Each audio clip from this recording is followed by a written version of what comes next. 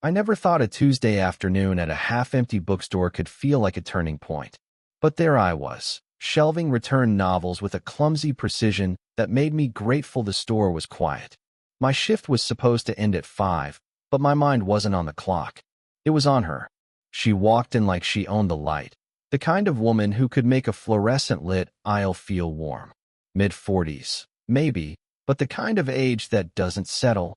It lingers, like she had figured out the right way to stand in the world. She smiled at the cashier, then at me, a flash of acknowledgement that made my stomach twist without warning. She didn't come for books. At least, not really. Her attention flicked over the shelves, fingers brushing spines with a care that suggested she wasn't hurrying, though the world outside probably demanded it.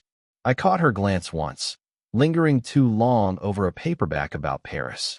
Her eyes met mine for a second, and I looked away, because staring felt absurd. But there it was, the start of something I couldn't name. And then, the moment that didn't need words. Her best friend, younger, cheerful, bouncing behind her like a shadow of light, leaned in and whispered something I couldn't catch. My eyes drifted back, just in time to see her half smile, tilt her head, then nod. A small, deliberate pause. She left the friend behind and stepped closer to the shelf I was straightening, as if she'd noticed the way my hands fumbled the return stacks. "Here, let me," she said, reaching past me to lift a heavy box of returned art books. Her hand brushed mine, and it wasn't startling in the way a jolt would be. It was softer, slower, and I swear it left a small, lingering heat behind, even after she let go.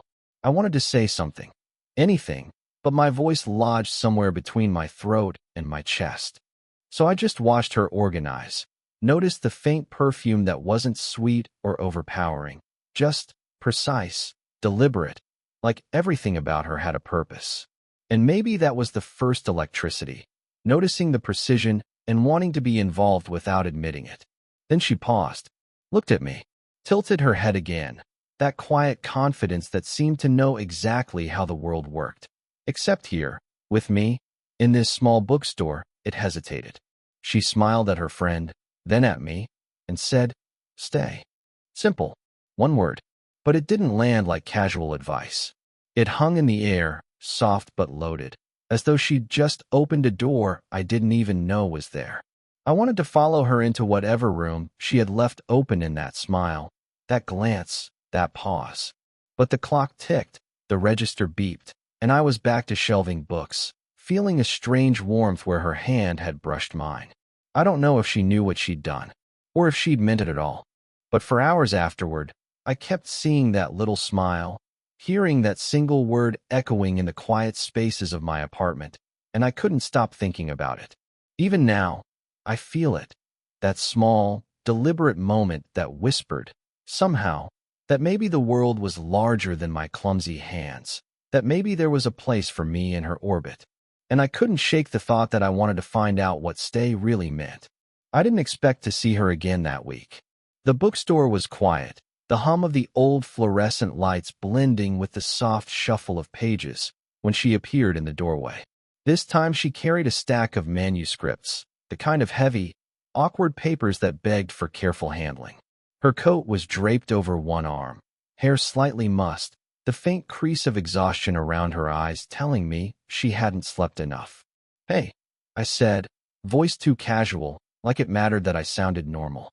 "Hi," she replied, a flicker of something behind her eyes, fatigue, maybe, or caution. She set the manuscripts on the counter, and for a moment, she just stood there, arms hovering over the papers as if deciding where to start. I stepped closer. "I can help," I said.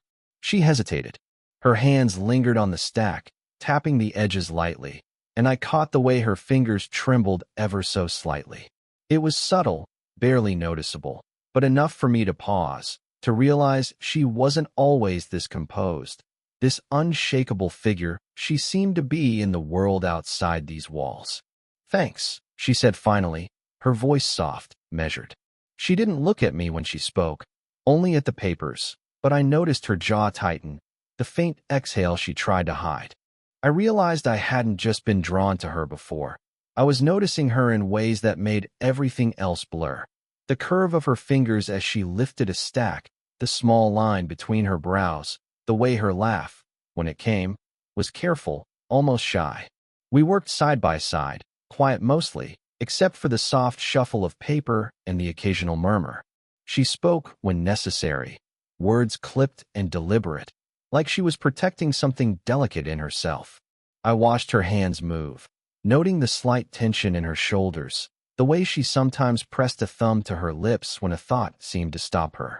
At one point, she glanced up at me, eyes meeting mine for a heartbeat longer than needed. I wanted to say something foolish, like, "You don't have to carry all of it yourself." But I stayed silent, just letting her see that I noticed. She smiled then, the hint of vulnerability softening the usual confidence. Just a flicker, a private concession she probably thought I wouldn't catch. But I did. And somehow, it made the air heavier, warmer, like we were both standing on the edge of something unnamed, unclaimed. When the last stack was set, she leaned back slightly, fingers brushing mine as she adjusted the papers. It was accidental, I thought at first, but then I felt it. That quiet charge that didn't need words, a subtle energy that pulled us closer even in a crowded, fluorescent-lit room. "I should probably go," she said finally, voice lighter than the heaviness of her posture suggested. "Sure," I said, trying not to let the longing in my own voice show. And then, as she turned, her hand lingered on the edge of the counter, near mine, just long enough for the warmth to settle into my skin. A breath passed between us, charged, silent, impossible to name, and I knew, without her saying it, that something had shifted. Something unspoken had begun, and I couldn't stop thinking about the way her fingers had brushed mine, delicate, hesitant, full of all the things neither of us would say aloud. It was raining hard that evening, the kind of rain that made the streets glisten and turned every puddle into a mirror for neon signs. I was stacking returned books at the back of the store when she walked in, hair damp at the ends, coat clinging slightly to her shoulders. The storm outside seemed to shrink the room around us, making the air between us heavier, warmer. "I thought you'd left," I said, trying to sound casual, but my voice caught on the last word. "I did, but then my car wouldn't start," she replied, brushing a strand of wet hair from her face. She leaned against the counter, close enough that I could smell the faint scent of her perfume, a crisp, almost green note that somehow settled into my chest. We worked quietly, reorganizing shelves that had been left in chaos by the day's customers. Her movements were careful, precise, but slower than usual, like she wasn't fully focused on the task. Every so often, our hands brushed, accidental, but electric, and I found myself imagining lingering there, just a second longer, until the world outside and the rules of decency faded. Then her phone buzzed. A message from her ex, she said later, though I only saw the small flash of her screen. Her expression tightened, a flicker of something closed off, and I realized how rarely I'd seen her let her guard down. I wanted to reach out, touch her arm, say something soft, but I didn't. The words lodged somewhere between my chest and my throat. We were quiet again. I watched her, noting the way her shoulders slumped, the way she exhaled through her nose when a particularly heavy stack of books shifted. She wasn't asking for help. She rarely did, but I offered anyway. She didn't decline, only gave that subtle nod that felt like permission to stay close. The storm outside pressed against the windows, making the world feel suspended, like the room was ours alone for just this moment. I could feel the pull between us, something that had nothing to do with the task at hand, and I hated how aware I was of her proximity. My hand lingered near hers on the shelf, and I could feel the faint warmth that the fluorescent lights didn't touch. "You're quiet tonight," she said finally, voice low, almost cautious. "Just thinking," I muttered, though my thoughts were all tangled around her, the tilt of her head, the way her lips pressed together when she concentrated, the softness in her eyes when she looked up at me. She glanced at the door, then back at the stack of books, and for a heartbeat, she just froze. I wanted to speak, to close the tiny gap between us, to let the storm outside justify a closeness we both clearly felt. But then the small chime of the register, a reminder of reality, pulled me back. I moved my hand away, but the memory of that near touch lingered. I noticed the slight shiver in her fingers as she brushed past mine, the quiet intake of breath that seemed too deliberate to be casual. And for a second, I thought she might say something, anything, that would shatter the careful restraint we'd both maintained. But she didn't. She simply smiled, faint, unspoken, impossible to interpret, and walked toward the door, leaving the air between us charged, silent, and heavy with all the things neither of us could say. We didn't speak for the first 15 minutes after she sat down across from me in the back office. The storm from the night before had passed, leaving streets glistening, and the fluorescent lights hummed overhead. She leaned back in the chair, arms crossed, eyes fixed on the stack of invoices I was organizing, though I knew she wasn't really looking at them. I wanted to break the silence. Wanted to say something meaningless just to fill the space. But the air was thick, and I felt the weight of every unspoken thought pressing between us. Finally, she let out a slow breath, soft but deliberate. "What are we doing?" she asked. Her voice wasn't accusatory, exactly. Confused, maybe. Vulnerable in a way she didn't often allow herself to be. I froze. My hands stilled over the papers, my heart skipping in a way I couldn't name. I don't know," I admitted, voice low, almost swallowed by the room. She looked at me then, really looked, and I noticed the faint lines at the corners of her eyes, the way her lips pressed together as if she were holding back something fragile. There was a tiredness there, not just from work or the storm, but from the careful way she managed herself around the world. Around me. "I mean," she continued, slower now, softer, "we keep this. And maybe it's nothing, but it doesn't feel like nothing." Her words weren't romantic, not in the way movies would make them. They were sharper, heavier, existential. Like she was naming a tension that neither of us could quite define, but that had been there from the start. That quiet, persistent pull that felt impossible to ignore. I swallowed, feeling my pulse in my throat. I wanted to reach across the desk, to touch her hand, to say something that would make the tension dissolve. But the fear of breaking whatever fragile line we were walking stopped me. "I don't know how to not notice," I whispered. She tilted her head slightly, a micro gesture I caught in the soft fluorescent light, the faintest exhale escaping her lips. "Yeah," she said simply. I noticed. The pause stretched between us, long and uncomfortable and alive. She looked at me, I looked at her, and neither of us moved. Not because we were afraid, but because in that silence, everything unspoken, every glance, every brush of hands, every almost touch, seemed to settle. And it wasn't light. It wasn't playful. It was raw, sharp, undeniable. Finally, she shifted, leaning forward, and for a moment her vulnerability cracked through the usual composed exterior. Her voice was barely above a whisper. "I'm tired of pretending this is normal." And that was it. That one line, delivered softly, shook the room in a way I hadn't expected. Not because it was loud or dramatic, but because it was true. Because suddenly, the careful rules we'd both been following didn't matter. Because the silence that had always existed between us was no longer empty. It was full.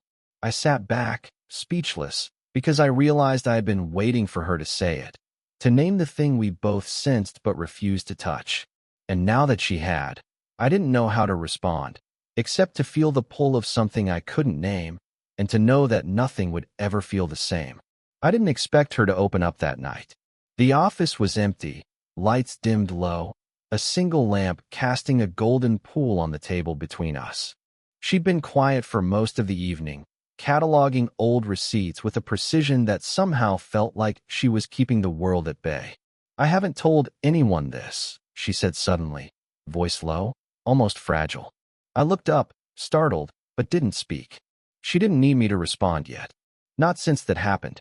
I waited, careful not to lean in too close, careful not to show the tension in my chest. She hesitated, fingers tracing the edge of the lamp's shade like it was a lifeline. Someone I cared about a lot. I thought I'd lost him for good. And then She stopped, swallowed, eyes flicking down. "I thought I'd never feel safe with someone again." The words hung between us, soft but seismic, like the room itself had shifted. I didn't reach for her, Didn't say anything. I just noticed. Noticed the slight tremble in her hands, the way her shoulders curved inward slightly, the way her lips pressed together as if holding back more than she could say. I wanted to tell her it would be different now, that I could be different, but the truth lodged in my throat. Instead, I nudged the stack of papers closer to her, a quiet gesture of solidarity. She glanced up, catching my eyes for a moment, and something passed between us. Not relief, not reassurance, but acknowledgement. Then her phone buzzed. She picked it up, glanced at the screen, and froze. A voicemail, old but just surfaced, someone she had lost, someone she had never really said goodbye to. She listened silently, the tiny flicker of emotion across her face catching me off guard. Her eyes glistened faintly, a shimmer I almost didn't want to see, but couldn't look away from. When she finally put the phone down, she let out a long, soft breath. I thought I'd buried this, she whispered, almost to herself. But it's still here.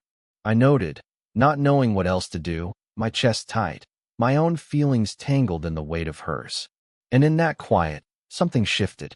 The room felt smaller, closer, as though our shared acknowledgement, the thing we hadn't named, the tension we'd both been walking around, had suddenly solidified into something undeniable.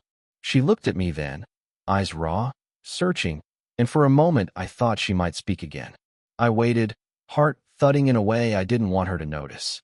And instead of saying anything, she simply reached over, lightly brushing her fingers against mine as she set the lamp straight. It wasn't bold. It wasn't romantic. It was barely a touch, but it was enough. Enough to shatter the careful walls we'd both been holding up, enough to make the air between us tremble. Enough that I knew, without her needing to say a single word, that things had changed. Permanently. And just like that, the quiet moment, so small, so human, felt like the first real shift in a story neither of us had yet admitted we were writing together. The office was empty again, late, the hum of the overhead lights soft and unintrusive. We'd been working side by side for hours, cataloging old files, filing paperwork, doing anything that kept us busy and, by extension, close. It wasn't dramatic, no confessions, no sweeping gestures, just the quiet persistence of being near each other. I noticed the way she shifted in her chair, the slight exhale as she leaned back and rubbed her temples. The kind of small, human exhaustion that didn't need words. I slid a chair closer without thinking, and she didn't move away. She just glanced at me, one corner of her mouth tugging up slightly, as if she recognized the change between us. We didn't speak for a while. Our silence was comfortable now, layered with all the tension, all the moments that had built up over the weeks. I wanted to say something, anything, but the truth of it was already there, between us, unspoken but unmistakable. We didn't need words to name it. She stretched her hand over the edge of the table, fingertips brushing mine lightly, almost accidental, almost deliberate. The warmth of it made me inhale sharply, but I didn't pull away. She didn't either.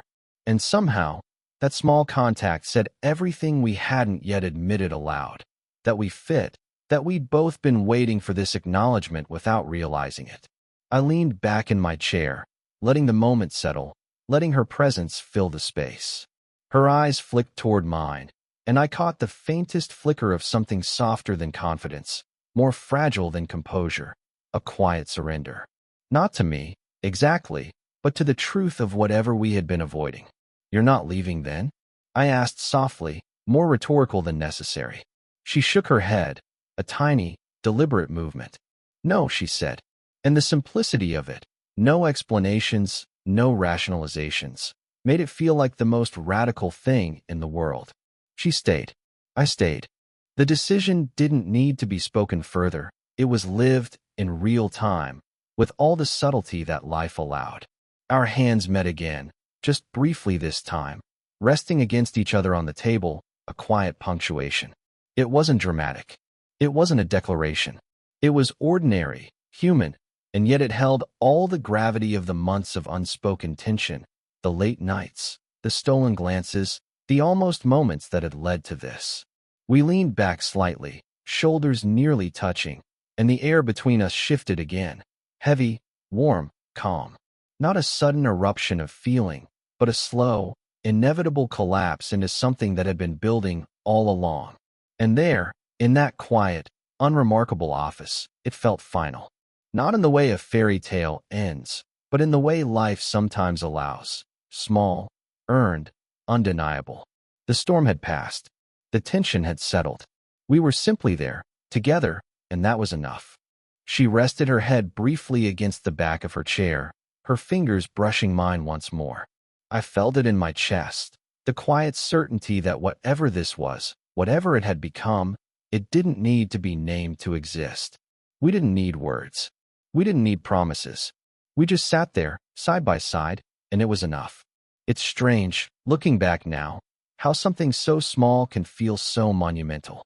I can't pinpoint the exact moment it shifted, the first brush of fingers, the quiet acknowledgement in a lamplit office, the words we never said.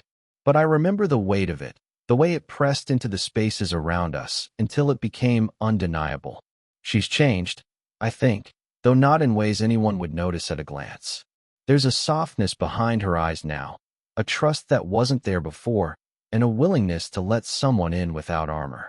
The quiet vulnerability she allowed herself around me, fleeting, deliberate, human, made the rest of the world feel a little less heavy for her. And me? I've changed too. I learned to notice the small things, the curve of her hand, the tilt of her head, the way she laughs when she's trying not to. I've learned that closeness isn't always loud or dramatic. Sometimes, it's the silent sharing of a space, the simple act of being present when the world keeps turning too fast. We don't have a perfect story. We never needed one. The tension, the hesitation, the almost moments, they were part of it, as necessary as the quiet moments of understanding that came afterward. That's the nature of this, of love, I guess. Messy, patient, earned. I still catch myself thinking about the first time she let her guard down, about the tiny gestures that said more than words ever could, about the way she brushed my hand as if testing a line we'd both been afraid to cross, about the soft acknowledgement that we didn't need to speak our truth to live it. And the oddest thing? It's still ongoing. It doesn't feel finished, but it feels real. And in the quiet aftermath, I've realized that sometimes the most profound moments are the ones you almost miss, the subtle collapses, the small touches, the spaces between words that say everything. I don't know what tomorrow will bring or the day after that, but I know that whatever happens, I'll remember this. The way we existed in silence, in understanding, in the slow, inevitable collapse into something that didn't need labels to exist. And maybe that's what I've learned most. That closeness isn't a declaration. It isn't fireworks or grand gestures. It's the quiet sharing of space, the acknowledgement that someone is there, fully, even when the world keeps moving. And it's enough. If this story made you feel something, let me know in the comments. Would you want more stories like this?